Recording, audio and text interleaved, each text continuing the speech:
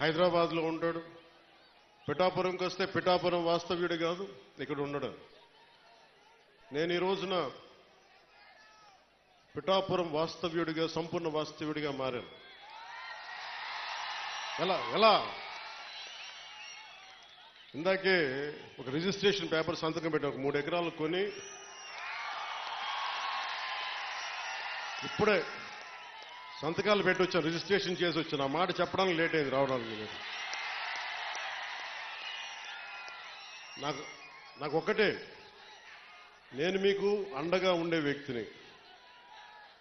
నేను మీరు చూడండి, మీరు నాకు గుప్పిడంత గుండె బలం ఇస్తే నాకు, నేను హిమాలయ పర్వతాలనంత బలంతో, తేజస్సుతోటి మన కూటమికే విజయానికే మేమందరం అండగా పనిచేస్తాం. మీరు ఇచ్చిన స్ఫూర్తి.